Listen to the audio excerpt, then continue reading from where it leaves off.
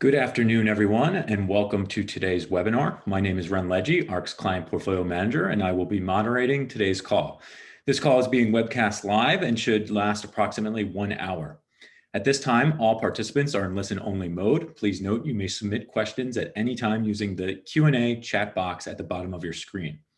As a reminder, today's call is being recorded. The information provided is for informational purposes only and does not constitute an offer, solicitation, or recommendation regarding any investment product or service. Any reference is not an endorsement by ARC nor a recommendation by ARC to buy, sell, or hold. Participants should determine for themselves whether a particular service or product is suitable for their investment needs and should seek professional advice for their particular situation.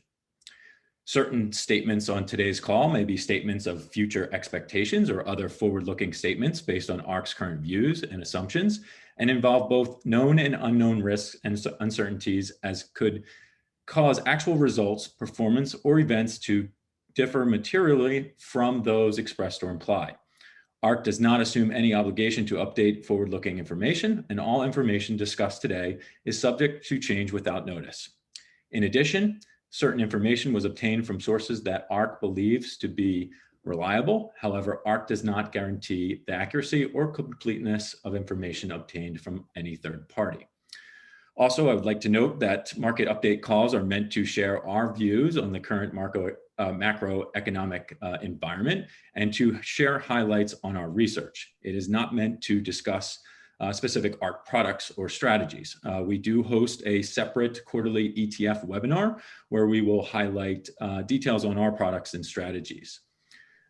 Additionally, we will be releasing a video/webinar next week on some of the topics centered around ARC and around capacity and liquidity and educating some of those vehicles and structured products that our vehicles are structured around. So with that, I will turn it over to ARC CEO and CIO, Cathie Wood. Okay, Ren, thank you very much. And welcome everyone to our call, our monthly call. Never a dull moment. So we've got two big questions here. Is the 40-year bull bond market at risk? And is the equity bull market at risk?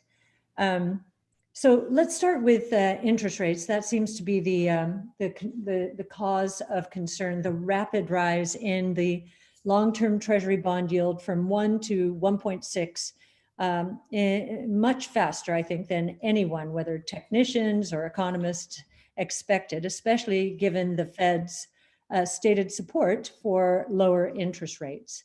And so this was a bit of a shock to the system. When we're thinking about interest rates and bond markets in particular, we think about what they might be incorporating. Is inflation going to be a problem? I think is the topic at hand. Now, we do know that in the next few months, because prices last year were falling in the coronavirus crisis, they were in decline, that there is something called the base effect we will be dealing with, and CPI-based inflation could approach 4%.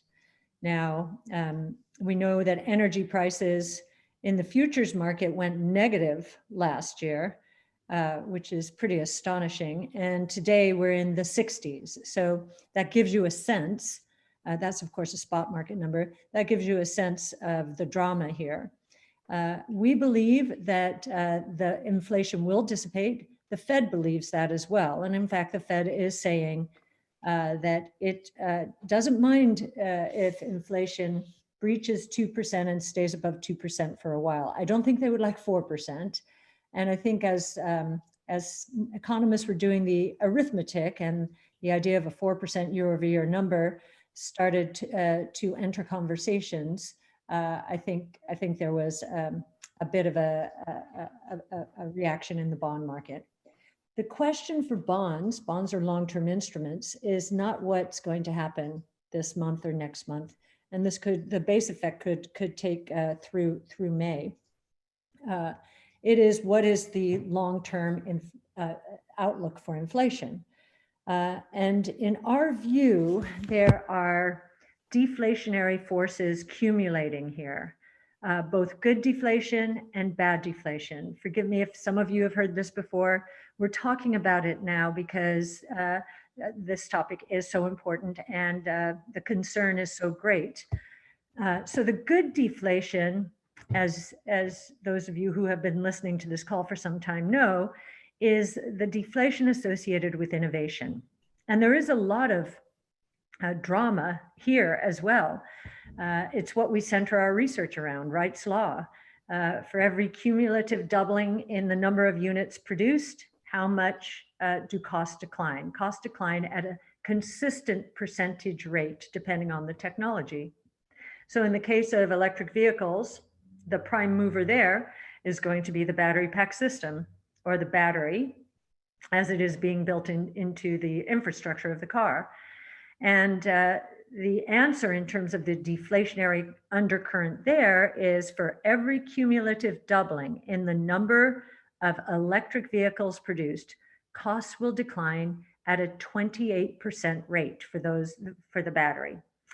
That is, when you think of EVs going from 2.2 million in sales last year to 4.4, we think that's not going to take very long. And with that will be a 28% decline in the cost of the biggest component of the electric vehicle. And that is why we see auto prices deflating during the next few years on balance. The electric vehicle, from our point of view, is going to drop to, on average, $18,000 in 2025, compared to the Toyota Camry at that time, which will still be in the $25,000, $26,000 range. So that gives you a sense of the good deflation. The demand for electric vehicles is going to explode. That will show up in unit growth. However, also showing up in unit growth will be the decline in gas-powered vehicles. So it's going to be very confusing, I think, during the next few years for all sorts of reasons, but primarily this good deflation, bad deflation.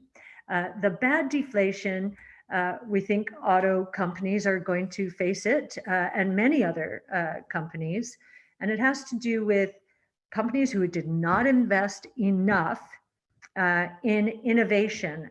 I think the surprise for us over the years has been how long it took traditional auto manufacturers to invest aggressively in electric vehicles. It's only been the last 2 years. We were beating the drum when we first started the firm. And at that time, most auto consultants and auto manufacturers and analysts believed that electric wouldn't be relevant to them until the mid-2020s, more than a decade later. That was wrong. And we think it's going to be wrong for a lot of other industries as well. Innovation is happening much faster than they expected. So what is bad deflation? Bad deflation is these companies who didn't invest enough to embrace innovation and or at least soon enough, and spent the last 10 years catering to shareholders who wanted profits now. They didn't want companies to sacrifice short-term profitability in order to invest, by and large. They wanted profits now and to keep their valuations in line. So they had a very short-term time horizon, very risk-averse, I would say that was. And they did something beyond that, which I think will look unconscionable when viewed through the lens of history. They leveraged up to buy back shares and to satisfy the short-term profit expectations and demands of shareholders. I think that's going to come back to bite them because now they have to service that debt and they have to invest aggressively as their base businesses are deteriorating.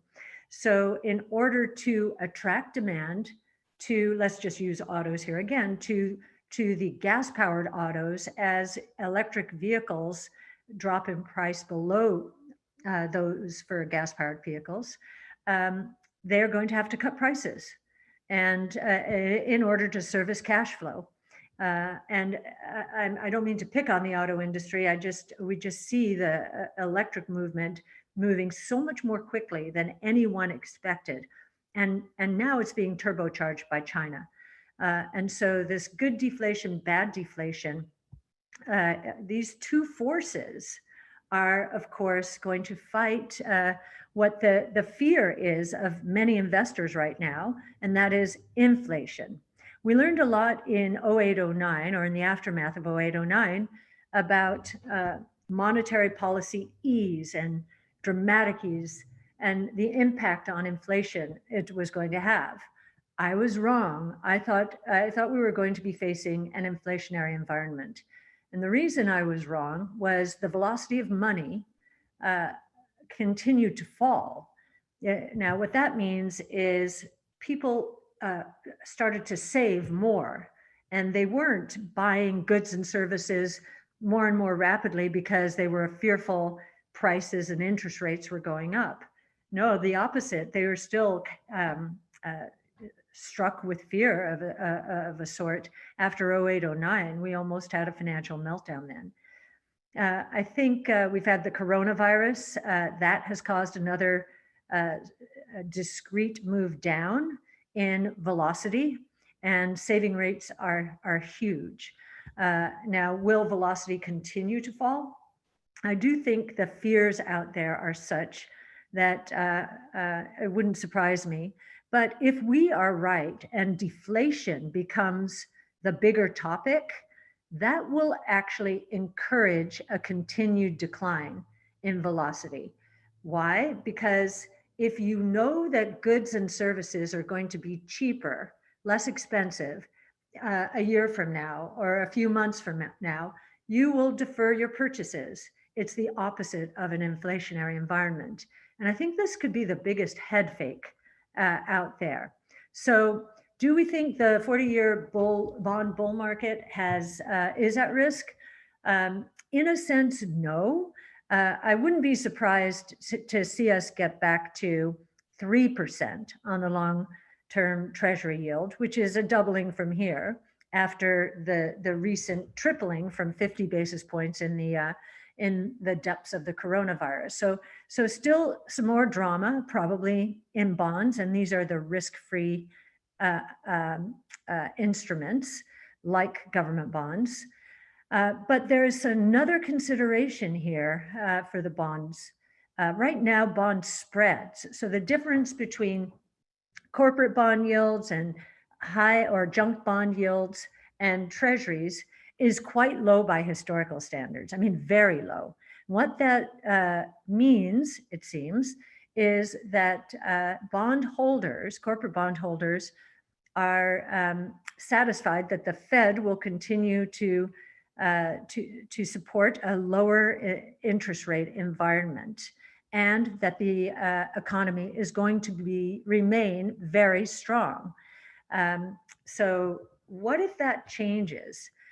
We don't think it's going to change because of the economy. The economy, we do believe, is going to be strong.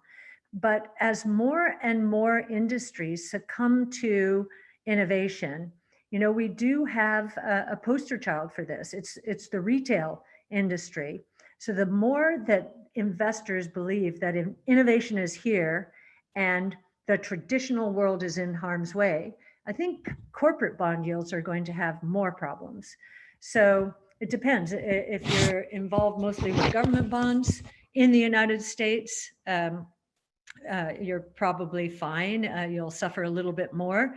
But I think that the underlying deflationary forces out there will support those bonds.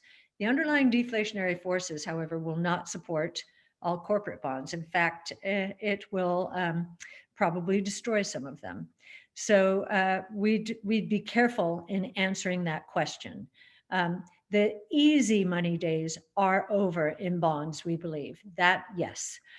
In terms of a move back into 8, 9, 10% interest rates, which would be truly destructive for all bonds. No, we don't think that's going to happen. We do think, once again, that corporate bonds, you really have to be very careful in investing these days. And I would say that the private equity world has been one of the biggest culprits. Watching what they do to companies in just to get distributions, how they've leveraged up some of these companies. I mean, those are the ones we really have to watch. So again, a little bit of a mixed answer there, but wanted to present those differing points of views. As far as the equity bull market, well, if what we're saying is correct about bonds, you will see the impact in equities, but there will be a bifurcation. Those companies in harm's way, the way I just described, are going to probably have a very, very tough time. And their equities will not do well. Those companies embracing innovation, even if they're from the old world, they're just moving in aggressively, spending aggressively in these new technologies. They'll probably be fine. They won't be the best stocks out there because they won't be pure play innovation, but they'll probably be fine. I would liken what's going to happen to what has happened in retail. You've got the Walmart, Costco, Targets, and it seems like a lot of other companies that have been in harm's way are suffering, and the stockholders with them. As far as the equity market, I'd like to tackle it now from a couple of other points of view. We know that profits drive the markets, and we do believe we're in a V-shaped recovery, very strong cycle, and the two sectors that are leading the way have the highest multipliers. So housing and capital spending. So the V shape is continuing, and now we're going to have leisure and hospitality joining the party again, so to speak. So I think we're on our way. What has just happened in the equity markets is a massive and severe, I guess from our point of view, severe rotation into value stocks. This started in the fourth quarter, but it was a mild rotation. And we were surprised at how well, innovation-based strategies performed during that period. Well, the rotation just took off in the last few weeks with interest rates. So I think while many were worried about interest rates and the equity market did go down, what happened was something very healthy. The bull market broadened out into value in a more serious way. This is something I had expected soon after the coronavirus fears started diminishing. And I've been surprised at how long it took to happen. This reminds me of 2016, when President Trump won the election against expectations. The market incorporated immediately lower tax rates and cyclical friendly policies. So value took off, and growth generally, and certainly innovation-focused growth, sold off, actually declined as the market was taking off. Feels a little bit like that now. And I gave the answer to this question, is the equity bull market at risk? Back then I said, no, if anything, the bull market has just broadened out. It is becoming stronger. So that's good news. If interest rates are a concern. However, when I think about, and that's valuations, of course, when I think about interest rates, I don't believe the market ever priced in 1%, 1.5%, 2% long-term treasury yields. And the way we know this is, and it did strike me, I was puzzling over it for many years, that every time the S&P 500's PE ratio moved into the 20 to 25 times range, the market sold off. It had become too stretched according to most investors. That suggests that investors were thinking about normalized interest rates. They never gave the market credit for the interest rates as they were falling towards 0.5%. The assumption was, no, we have to base our valuations on normalized interest rates. And it looks like that's probably in the 4 to 5% range, which was the range for GDP growth for many years, nominal GDP growth. We think there has been a structural shift down in nominal GDP growth for two reasons. One, the innovation that we analyze all day long, it is growing very rapidly, 30, 40, 50, electric vehicles, 80% annualized rates. But their bases are too small to move the needle on GDP. Meanwhile, they're starting to disintermediate and disrupt the traditional world order. And as I just described, we're probably going to see consolidation and difficulties in wide swaths of the economy. So we would not be surprised if the true normalized interest rate is closer to 3. So if 4 to 5% normalized is associated with 20 to 25 times as a PE ratio, 3% would be associated with 33 times. So a lot of investors are wondering, how high is high in terms of valuations? We may have gotten a glimpse of what is about to happen to the market as innovation was rewarded handsomely with valuations that even we, watching some of these IPOs and SPACs come out, even we think are way ahead of themselves. But maybe this is a clue that real growth, true underlying growth, is that scarce, and there should be a reward for it. We're not betting on that. The valuations we use 5 years out are more in line with today's valuations as we are setting our price target. So we're not betting on it. We're just saying, I wonder. We have Nick Gruss with us today, who will share with us some of what's happening in the media world and giving us a dichotomy, much like I'm describing today, which will be influencing both the bond and the stock market. So Nick? Thanks, Cathie.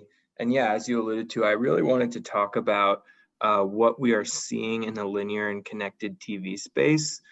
We've just put a blog out about this shift that we believe is happening from linear to connected TV, but I want to share just a few thoughts and some of the kind of the highlights of that blog. So over the past year, consumers were forced to spend more time than ever before in front of their screens. And we think this woke many of them up to the idea that streaming services across the board and as a group now have more to offer than linear TV. And this shift was happening before the pandemic, but we believe the pandemic really accelerated this shift from linear to connected, or the streaming names. And likely what we're going to see is accelerated cord cutting. We believe that this year we saw double-digit cord cutting numbers, and that by 2025, the number of US linear TV households will be cut in nearly half, from roughly 86 million, and that's at the start of 2020, to 44 million, which is a level not last seen since almost 30 years ago. So you're going back in time in terms of the linear TV landscape and the number of households that are paying for those services. Making matters even worse here, one, you have users dropping off, but what typically follows when users drop off is all of the revenue associated with that business, and especially what we believe will be a waterfall moment in advertising TV spend for linear TV. We believe that all of this advertising is going to shift over to more efficient digital platforms, some of it being in connected TV, actually most of it going to connected TV services, and also just the broader digital advertising ecosystem. And just taking a step back just to kind of paint this picture. So really up until 2020, and despite 8 consecutive years of declining viewership, linear TV ad spend had remained pretty stable. However, with just the acceleration of cord cutting this year and for the next few years, we believe that this advertising shift is likely to drop the number of advertising spend from 70 billion to roughly 34 billion by 2025. So over a 50% decrease in the amount of dollars spent on linear TV advertising. And we've actually seen this story play out before. We've talked about this in the past, but during the global financial crisis of 08-09, after holding strong years, or after seeing declining readership for years, print advertising endured years of double-digit declines after the shock of 08-09. And what happened was it really took this crisis-like moment to shift advertising spend to more efficient platforms. In 08-09, the beneficiaries there were actually linear TV and digital advertising. But what we think has happened after this past crisis in the pandemic is that linear TV advertising is going to have, again, this floor dropout moment, this waterfall moment in terms of advertising dollars, now shifting to more efficient digital platforms. The other thing that we're watching here, and Ren, if you could go to the next slide, is, and we think this is something to constantly be monitoring because of how important live sports are for the live and linear TV market. And what we've noticed, and we've kind of reading the tea leaves here, that for the first time ever, what we're witnessing is you now have streaming players with deeper pockets and more distribution than those players in the linear TV space. What do I mean by that? A company like Roku, who just reported numbers, talked about how the number of households that the Roku TV operating system is now twice that of the linear TV space. If you think about the reach of Apple, Google, and Amazon, they reached more consumers than any linear TV player that's still available today.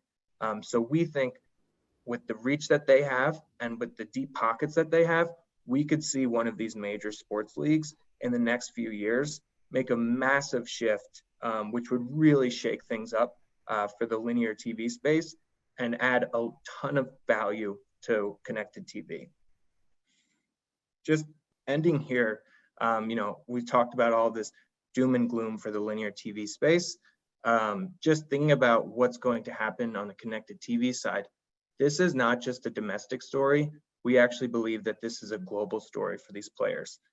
Roku, The Trade Desk, Amazon, Disney, all of these players have a global opportunity, the likes of which the linear TV players, just given the nature of the business, having to lay cables, a lot of infrastructure costs, did not have. So with that, I'll just hand it back over to Ren. Great, thank you, Nick. All right, so we will now begin our question and answer portion of today's webinar. So a lot of great questions out there. So I'm going to start with genomics. So I know I have Ali and Simon on. This first one is for you, Ali. Could you provide some updates on CRISPR and CRISPR, the technology and some of the recent trials? And then also maybe touch on kind of the difference between Beam and CRISPR Therapeutics, so CRISPR the company. Sure, thanks, Ren. So CRISPR Therapeutics and the CRISPR-Cas enzymes are really an exciting technological advance. We think this may just change the way we view healthcare. So we may go from managing chronic symptoms that really mask a disease to curing the disease with potential one-dose therapies.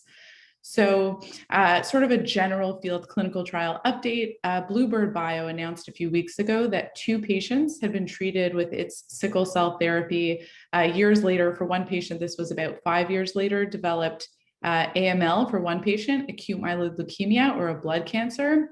And the second patient, MDS or myelodysplastic syndrome, which is a pre-leukemic condition. So the investigation is still pending, but I think many wonder, as well as us at ARC, what really caused this. So it could be the lentiviral vector delivery, so the delivery mechanism that they used, the preconditioning regimen, which is called busulfane, which is a highly toxic preconditioning regimen, and it's used to make room for the new stem cells.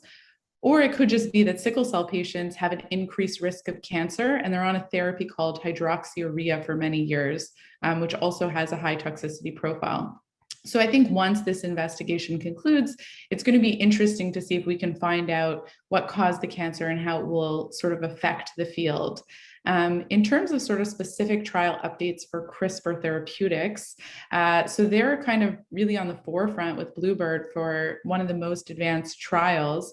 So their clinical trials are on track. CTX001, which is their trial for sickle cell and beta thalassemia, along with their partner Vertex. They're going to complete enrollment this year. And the first patient has already completed 2 years of follow-up and will begin to now be in long-term follow-up. So that's really exciting. We haven't seen any sort of adverse events from the CRISPR therapeutics trial. So really exciting and looking forward to seeing more data from them. We should also see CTX 110, 120, and 130 in 2021. So these are all their cancer therapy trials. So I think that should be really interesting. And then Ren, just to address your last point about sort of Beam versus CRISPR, who kind of will be the best for future prospects. So we don't really view it like that. We believe that CRISPR technologies will be more of a toolkit as opposed to just one technology. So Beam is a company that uses a technology called base editing, which basically means that you can change one DNA base, so one letter of your DNA, without creating a double DNA stranded break, which is needed for a lot of the other CRISPR enzymes or techniques. And needed for CRISPR-Cas9. So what base editing does, it allows for sort of this chemical conversion of a C-G base pair into a T-A base pair. And that was actually developed in Dr. David Liu's lab. He's also a co-founder of that company. So base editing has some large positives. So it has good efficiency. You don't need to do that double-stranded break. But CRISPR-Cas9 and a lot of the enzymes that are used for CRISPR, it's basically like molecular scissors to edit genes that have benefits. So one example is that CRISPR can be used not just to change one base to another, but it can do more complex edits, which may allow for more diseases to be targeted. So we also worry about off-target edits, which can happen with any of these modalities, or essentially unintended changes to the genome from any of the editors. But so far, as I mentioned, CTX001 for CRISPR, we have some long-term follow-up data. So far, no off-target edits that we know of. So we believe CRISPR essentially will just be more of a toolkit for important technologies that really could be used for curative therapies, and we're monitoring the space really closely. Great, thank you, Ali. This next one is for Simon. Simon, how might semiconductor development capture and expand value for protein sequencing? Thanks for the question, Ren. So sure. So since you asked about sequencing, I'll go ahead and mention that within the broadening proteomics space. So proteomics is the study of proteins, whereas genomics is the study of the genome. These technologies go hand in hand, of course, and have many applications across healthcare. So when it comes to protein sequencing, this is really the kind of the hallmark of a company called Quantum SI, which is seeking to be able to actually, and Ali mentioned a few of the DNA bases, the A's and T's and G's and C's, but the alphabet for proteins is 20 different amino acids in human beings. So the sequencing component for a protein is being able to say, okay, well, what amino acids and what sequence do they exist in, and how does that create a protein? So semiconductors, if we peek under the hood of Quantum SI's technology, there are a series of very small nanoscale wells that exist kind of patterned inside of these semiconductor chips. And the individual reactions that are happening in each of these wells, there's a flashing of light, there's a photon emission, and you have the computer algorithms that are inputting these signals and using that to understand what is making up the protein sequences. So any development in the semiconductor space is extremely important for the development of protein sequencing technology, like the ones that underlie Quantum SI's instruments. So maybe I'll just highlight it by saying that by increasing, I mentioned those wells being embedded in the chip, the more wells that we can pack onto a chip. So think of it like, the density of transistors on a semiconductor being analogous to the density of these reaction wells on a semiconductor chip. By improving that, we can increase the amount of samples that can be run on these instruments. That's called throughput. And when you throttle throughput up, you start to unlock new applications that maybe you wouldn't have been able to otherwise. So really high throughput applications, especially in the diagnostic space or in the surveillance space, you need the ability to be able to process a lot of samples. In addition to that, we think improvements could manifest on the accuracy front. So an improvement in accuracy means an improvement in speed and an improvement in your ability to not have to use, complex or difficult to handle informatics algorithms on the back end. So generally speaking, I'd wrap this all up by saying that improvements in semiconductor manufacturing or the density of reaction wells on semiconductors is probably one of the main levers that proteomics companies like Quantum-Si and others can use to improve their instruments and unlock portions of the addressable market that they may not otherwise have been able to without those semiconductor improvements. Thanks, Simon. One more for you. Could you share your thoughts on Exact Sciences and kind of its latest acquisitions? Sure. So Exact Sciences has acquired a handful of companies as well as technologies in the past 6 months. So maybe I'll just kind of quickly give an overview of some of those acquisitions and explain how we think it will play critical roles in Exact's future. So the first one, I'll focus on Thrive Earlier Detection. This was a company that came out of Johns Hopkins that is one of the leading companies when it comes to evidence generation and technological development for multi-cancer screening liquid biopsies. So for those who don't know, this is a simple blood draw that would enable the detection of multiple cancers in earlier stages when they're the most treatable by therapy. Now, one of the reasons that we're so excited about Thrive's technology and their approach generally is an absolute laser focus on the type of evidence needed to really sway physician practice and also medical guideline alterations, as well as reimbursement from both private and public payers. So Thrive really did a great job, in our opinion, at generating the only prospective and interventional data set that really focused on the practical effects of multi-cancer screening. Things like overtreatment and unnecessary surgery, kind of the practical, more nuanced components of the clinical application of multi-cancer screening that we think are really important to drive massive adoption. So we think through the acquisition of Thrive, Exact can really cement itself as one of the leaders, if not the leader, in the burgeoning multi-cancer screening space. Now, concomitant to that acquisition, Exact acquired a smaller private company called Base Genomics. Now, Base is a really interesting company. What it does is their technology allows companies like Exact to look at a special type of chemical modification to DNA called methylation.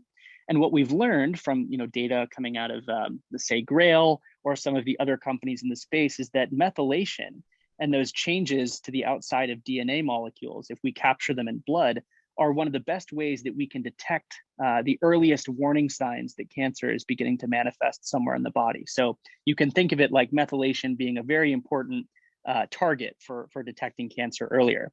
Now, the drawback with methylation is that the sample preparation process that you normally have to do for these blood samples is very corrosive and can damage methylation or even strip it off these DNA molecules, which when you're working with a sample that is already very dilute, you want to ensure that you're bringing as much of that sample to the sequencer as you can get. Now, Grail has chosen to use Twist Biosciences methylation panel for the construction of its multi-cancer test, Gallery. Whereas Exact, by buying Base Genomics and incorporating that technology into their internal pipeline, we think that at scale, they'll have more operating leverage on the actual screening tests because they will not be required to pay a markup to a third-party vendor on the supply chain. So we think that's an acquisition that will start to bear fruit as Exact incorporates more methylation into all of its oncology tests, not just multi-cancer screening. And finally, I think announced on the last call and also on a press release sometime before that, Exact mentioned that it acquired a technology called Tardis, as well as a company called Ashion. Now, both of these things, both the Tardis technology and the Ashion company, are actually from the Translational Genomics Research Institute, or TGen, which is a clinical research subsidiary of the City of Hope Health System based in California, and which has a presence in the Southwestern United States. This technology is mostly used for a type of diagnostic test called MRD detection, or minimal residual disease detection, which is also a type of liquid biopsy, but instead of detecting cancer before a diagnosis, so screening, this technology would be used to assess how a cancer is responding to treatment, right? Looking for minimal residual disease, or traces of cancer cells that we were not able to eradicate through therapy. So there's a lot of crosstalk between everything that I just mentioned. So we think that by incorporating it all together, Exact can begin to broaden out their oncology portfolio. And we think that generally speaking in the space, a broader diagnostic menu is a key facet that will determine market share ultimately amongst all of these molecular diagnostics companies. Great, thank you, Simon, for that. We are going to shift over to our autonomous technologies and robotics team. So Sam and Tasha are on. This first question actually is for both of you. So as more and more companies enter the EV and autonomous race, why is Tesla still in the lead? And I'll also highlight that there's a number of questions around our Tesla valuation. So I'll note that we will be releasing an updated blog in about 2 weeks on that. But with that, I'll let the team answer that question. Sure. So I'll start off with EVs and then pass it over to Tasha to talk about autonomous technology. On the EV side, there are a few things. And one of the things that we look at is the range and efficiency of the vehicles balanced with the performance of the vehicle. And when we're looking at that, it's very clear that Tesla is at least 3 years ahead of the competition. And you can see that just by looking at the announcements from other car companies when they come out. And you can see the battery size, the range that they expect, the acceleration of the vehicle, as well as the charging speed. And so those are some very easy to measure metrics where you can tell that Tesla is ahead. Some things that are harder to measure, but still keep Tesla ahead, really emerged at Battery Day and its plans to ramp up cell manufacturing itself and really try and take more of the future into its own hands, where it can continue to execute and innovate at Tesla's rate of innovation, as opposed to waiting on suppliers and the industry to catch up. And that's been Tesla's MO for the past decade and what's kept them ahead this whole time. And then I'll pass it over to Tasha to talk autonomous. Sure. Well, first I'd say that Tesla, one of the reasons we're so interested in their autonomous strategy, and we think they could be a leader in the space, as we said before, is that the approach that they're taking to solving for full autonomy is unique. They're using their fleet of customer cars that they can basically have as an optional data library to pull from in order to train the car on certain corner cases. Most recently, this past weekend, we got an exciting update, which was that the full self-driving beta version of the new autopilot update will be available to, it sounds like, all Tesla owners in a matter of time, whereas previously this was limited to a select group of expert drivers. I think that opening up this beta is a good sign in how confident the company is in the technology. To toggle back to their strategy, I think that this is something that's very unique to Tesla, and that other than some of the newer players in Asia, which have smaller fleets, Tesla is right now, the only company with over 1 million cars on the road that it can pull from to train its autonomous algorithms.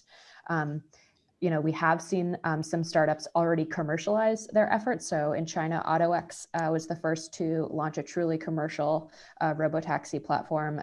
In the US, that was Waymo. So Tesla could be second. And to be clear, it's not 100% certain that they will do this, right? It's still unsolved for, but the advantage that we see is really in that data effort. So when we talk about Tesla being ahead of others, we're talking about that data advantage. And then I'll quickly touch on the valuation update. This is something that we as a team have been working, very hard to put out to you all. We're really excited to share this with you. It should be out within the next couple of weeks. So please look out for that and look forward to it. Thanks, Tasha. So going back to Sam, is there any future for solar? Can you share our thoughts there? Yep. And here there are a few distinctions I would make when we talk about solar. The technology, whether it's utility scale or residential. And then again, going back to that, separating the technology from whether values accruing to companies. So we definitely think that there is a future for solar, the technology. And then on the economics of it, utility scale solar is far more economic than residential scale solar. And then when we go to the residential side of the market, we think that there's a lot more value that can accrue to building integrated photovoltaics. So something like a solar roof, or potentially in the future, some type of solar window application relative to rooftop solar where you're attaching panels onto the roof. And so we've done research there where even though solar panels are coming down in cost, the balance of system costs, the cost of customer acquisition of getting someone up on your roof to actually install the rooftop solar makes the economics less than desirable in many places, the majority of the United States.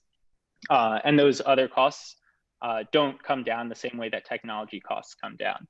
So the customer acquisition costs, the putting a person up on your roof costs are harder to bring down. Whereas when you go over to a building integrated photovoltaic solution like a solar roof, then there's far more technology involved.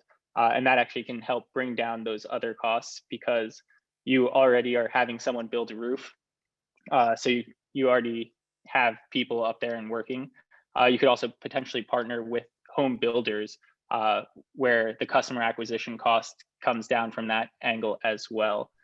So that's kind of the different frameworks we're looking at for the future of solar. Thanks, Sam. Okay, one last question, and this one is for you, Tasha.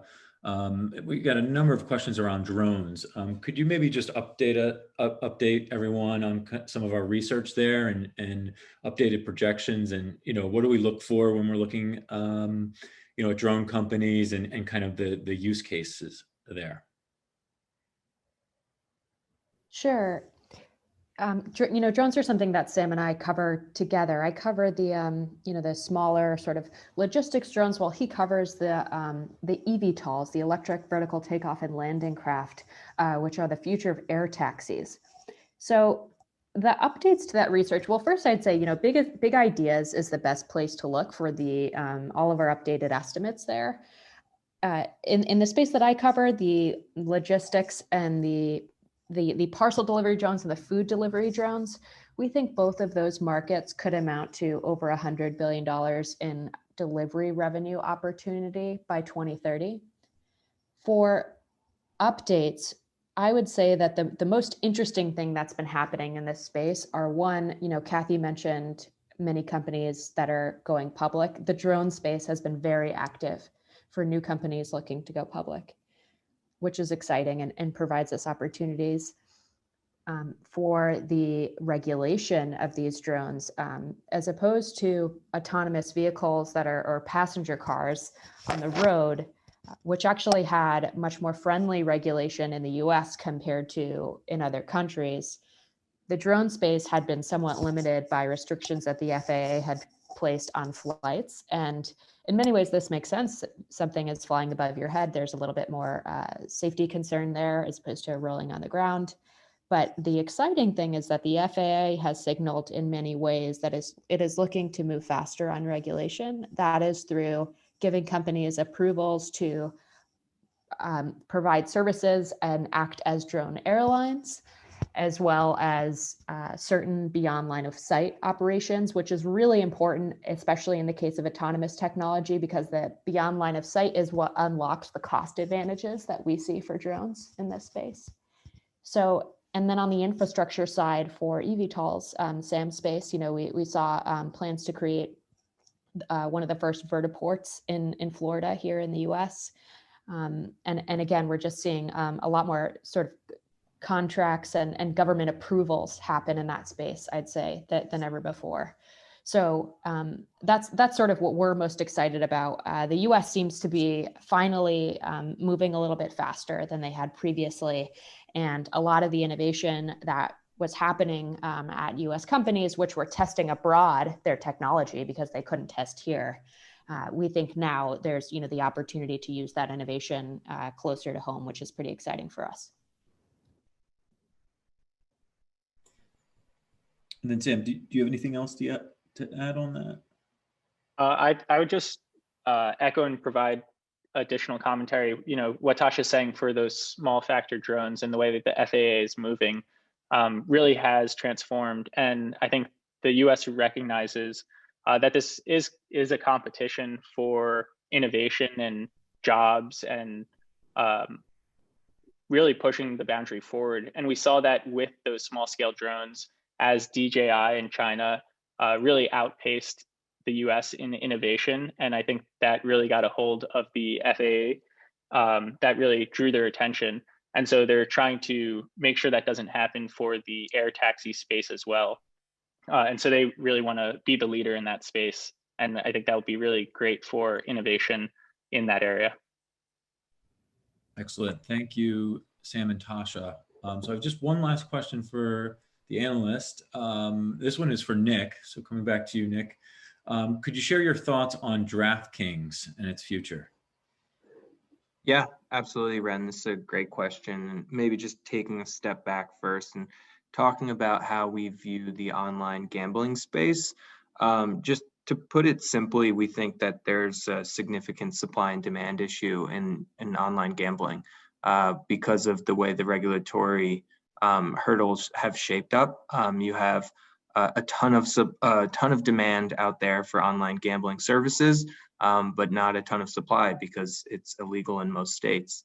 But that is changing. Consumers want more and more to be able to interact with their, whatever live sport is their favorite. And we believe that online gambling offers that just a more interactive experience. And so you take those factors into consideration. And when we looked at DraftKings, what we really saw that excited us here was the tech stack, in that they are trying to vertically integrate through all of the services that are needed to build out an online gambling service. And what this allows is a competitive advantage given the nature of the space and how in each instance, when a new state decides to open up to online gambling, you need to be ready to launch faster than your competitors, so to speak, kind of getting a leg up. And we believe that the tech stack that DraftKings has allows them to be in that first cohort. But then in addition to that, we believe that the partnership deals that they've struck throughout the different leagues gives them an advantage in terms of being able to market themselves as one of the go-to premier services in online sports betting, and then also further down the line in iGaming. And just to kind of summarize how big of an opportunity this is, and I'll just use the company's own numbers here. They actually put them out this morning saying that in a mature state for the US, the total market size for online gambling, and this is inclusive of both iGaming and online sports betting, is roughly $60 billion. And where we're at today in terms of revenues, if you look at 2020, and this is despite a horrific year for online or for sports, the market was around $1.8 billion. So massive opportunity, and our own internal numbers align very much so with their $60 billion estimate. We we modeled this out to 2025 and assumed roughly 30 to 34 states would have either partial or full legalization, and got to around $37 billion in total market size. And this is inclusive of online sports betting, which we believe is going to grow from 1.8 billion to almost $18 billion in revenue in that 5-year time frame, and then also iGaming as well as esports. So we're really excited about the space and what it offers these leagues, and we think DraftKings can help push this narrative forward. Thanks, Nick. Okay, we have time for just one last question, so I'm going to turn it back to you, Cathie, and if you have any just closing remarks. But one of the questions we got here is most investment managers are very closed off when it comes to their research and investments. Why is ARK so open and transparent in terms of trading and research? Right. So a couple of reasons. One of the reasons we push our research out, not when it's finished, but as it's evolving, is we want to engage with the communities that are doing the innovating. We actually want to become a part of those communities as much as possible. And because what we're doing, we're sizing markets for them and figuring out the unit economics, talking about barriers to entry, new technologies and so forth. We're coming at the world from a different angle than they are. Many innovators are heads down, moving forward as quickly as possible. And so, they have a lot more detail about the various technologies. We're framing the opportunity, the more knowledge we have. And it's a win-win. The first sharing economy company in the asset management space when it comes to research. If you don't give, you don't get. There's no dialogue. So it's been a win-win, I think, for us to open up. We always say truth wins out. It's amazing the volatility around certain names. We just keep our eye on the prize, and with each prize is a price target we have. So we're pretty disciplined in that way as well. And there's a tremendous amount of opportunity out there in the world of innovation, like never before. So we're happy to share our thoughts and look forward to taking more questions on the next webinar. Thank you, Cathie. And that will conclude our webinar. Thank you everyone who joined today's call, and thank you to the ARK team.